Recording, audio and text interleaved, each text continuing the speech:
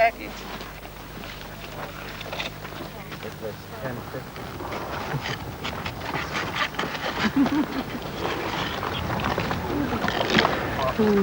Oh, it looks like a claw. Oh, wow. That's nice. Wow. Oh, that's really nice. Yeah, it looks like an ornithomimid to me. One of those ostrich-like dinosaurs. Oh, yeah. Yeah. What'd you find? We found an ornithomimid claw. Well, that's terrific. Real nice. Well, what do you think? Well, we have a lot of class. Every find is meticulously recorded. Type, position, and the kind of rock in which it is preserved. Sandstone. Yeah, medium grain cross-stratified sandstone, species A. For the past 3 years, Fostovsky and Gabriel and their colleagues have counted bones in the most complete dinosaur census ever taken. They've recorded 4,600 specimens from over 600 sites. Right up until the end of the Cretaceous, their evidence suggests, the dinosaurs were doing fine. The predominant animal that we found in our survey was Triceratops. The ceratopsians are really abundant at the end of the Cretaceous. And the next one would be the duck-billed dinosaurs, probably Edmontosaurus. And we found a lot of ornithomimids and animals like that. But we've also found lots of the small carnivores, the ones that scavenge and pick up after the other ones have killed them. And we do have Tyrannosaurus rex, too. There doesn't seem to be any evidence for a gradual decline in their diversity. In fact, our study shows that in geological terms, their extinction was instantaneous. Dinosaurian timescales are vast. In this context, instantaneous means 250,000 years. More evidence is needed to support the theory of an asteroid hit. For instance, how likely would it be?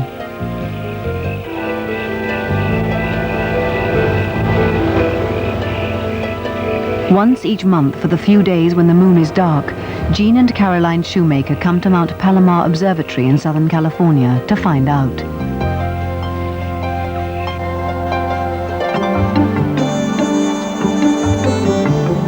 The Shoemakers are leaders in a relatively new field of astronomy, one they virtually invented: asteroid hunting.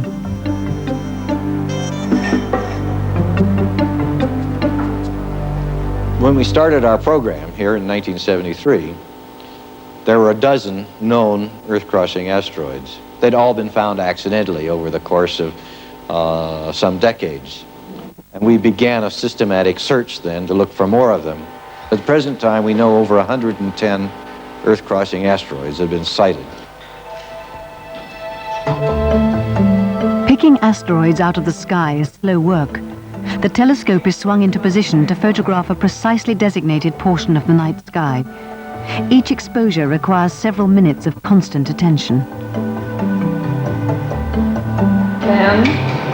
11, 12, 13, 14, open. On 34 minutes, 15 seconds.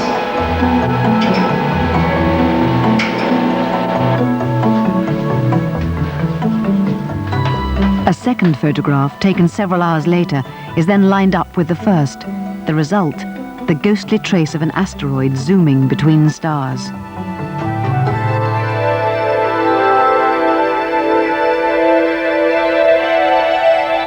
This one was discovered by the Shoemakers in March 1989. It came within 500,000 miles of the Earth, less than twice the distance to the Moon. A near miss, but not an unusual one.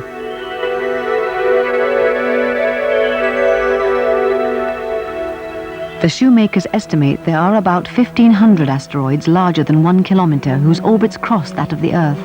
But Gene Shoemaker thinks something larger than an asteroid was responsible for the devastation 65 million years ago. The objects that make really big craters, 100-kilometer diameter craters or 150-kilometer diameter craters that would produce a global catastrophe from the material that would be ejected and carried all around the Earth. Those objects are probably chiefly comets.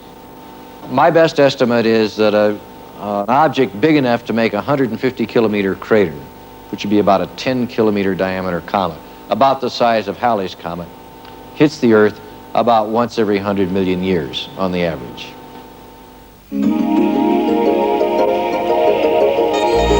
Asteroid or comet, if a huge ball of rock fell out of the sky, surely more than dinosaurs would have been affected.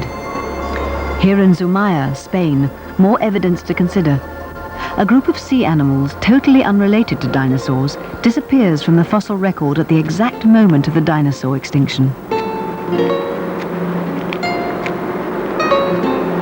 Dr. Peter Ward from the University of Washington in Seattle has come to Zumaya to conduct the kind of head count for sea animals that Fostovsky and Gabriel carried out with dinosaurs.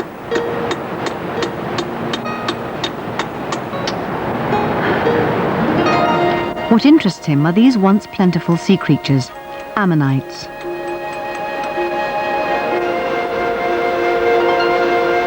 This is an ammonite fossil from these cliffs. If we could go back through time and find one of these alive, we would see that it's a swimming creature. Out of the front sat a series of tentacles, and much like the chambered nautilus does in today's oceans, it could swim around. During the Mesozoic, these creatures were fantastically abundant.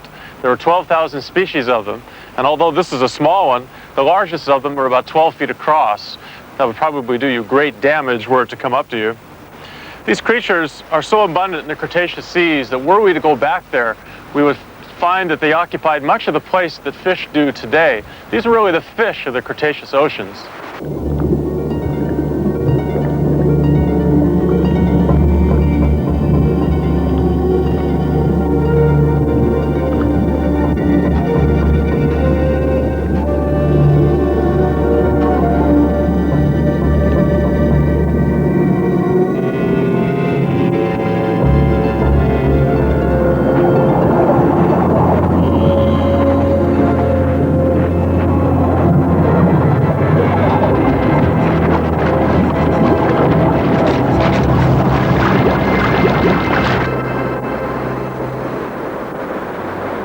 Here in Zumaya, the boundary between the Cretaceous and Tertiary is hidden in a depression running beneath the overhang of a cliff.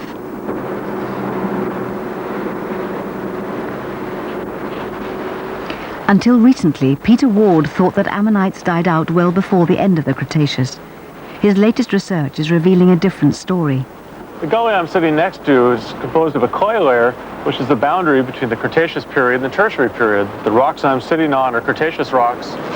The limestones over my head are the first Tertiary rocks. Ammonites can be found in relatively common numbers within these rocks, and the last of them are found within inches of the boundary.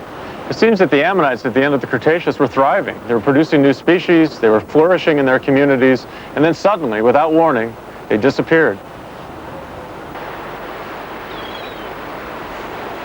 When the dinosaurs vanished from land, life in the ocean suffered a similar catastrophe.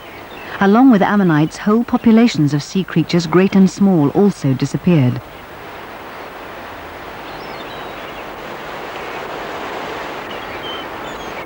But could an asteroid produce such global devastation?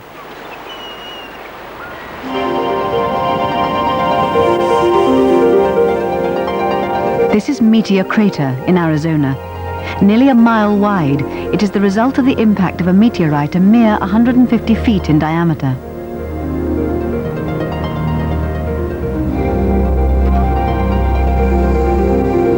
For the Alvarez theory to work, the meteorite that wiped out the dinosaurs had to be 220 times larger. Let's suppose it was. What would its effect have been? Jay Melosh is a theorist who likes to imagine what happens when giant rocks fall out of the sky. This is Kitt Peak National Observatory in Arizona, and I brought you here to give you a feeling for what the impact of a 6-mile diameter asteroid will do to the Earth. To get an idea of what 6 miles diameter really means, imagine the space between here and that distant peak on the horizon to be completely filled up with rock material. And further, imagine the space between the valley floor below us and an altitude of 6 miles filled up with solid rock. This enormous ball of rock will be rushing toward the Earth at 50,000 miles an hour, a speed that, if you were riding it, would take you from here to New York in under 3 minutes.